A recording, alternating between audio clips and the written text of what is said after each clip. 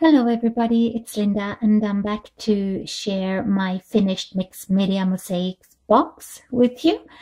But first, before I show you the details of my box, I want to thank everybody for leaving such wonderful comments on my previous video where I showed you some of my mixed Media Mosaic pieces. And I don't know, I'm just overwhelmed, and I really hope that some of you that have said that you want to give it a try, that you actually do, because I would so love to see your version of this.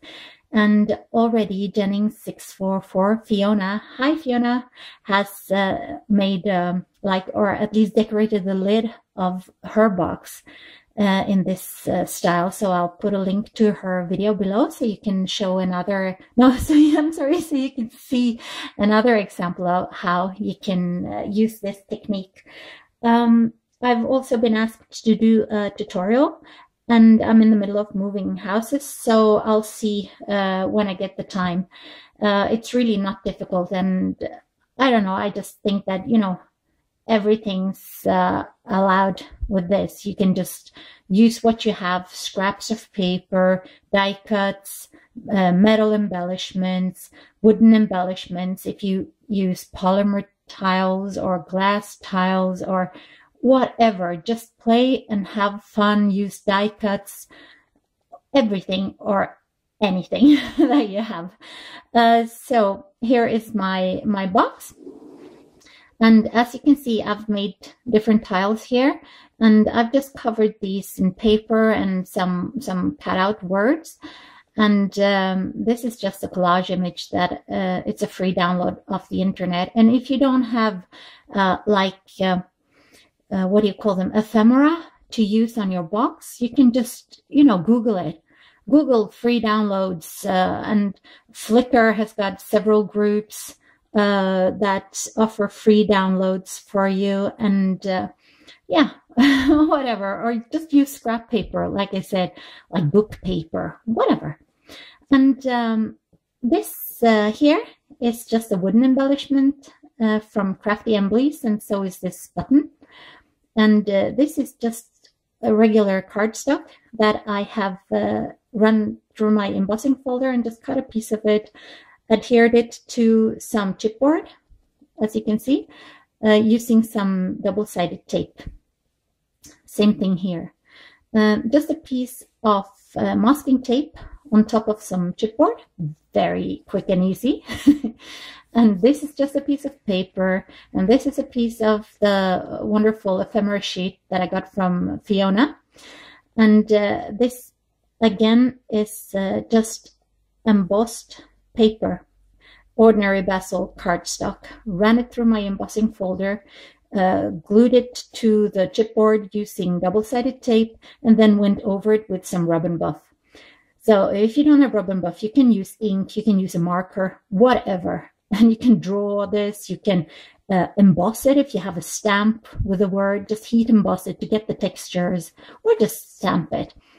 And this tile here is just a piece of lace glued down with Mod Podge to the chipboard, and I just painted over it with some gesso. And this is just a regular die cut from Kane Company, and so are these bumblebees. Love these. And again, just some masking tape on a piece of chipboard. And this is actually a coconut shell-like button with a little metal charm on top of it. And as you can see, I've just used flat back pearls all the way around. This piece of the mosaic was made on top of no, let's see if I can remember what it's called. Canvas board. Thank you. Okay, so glued the canvas board panel on top of this wooden frame, glued the wooden frame on top of this paper mache box, and just covered the lid. This is the lid, as you can see here. Haven't finished the inside yet.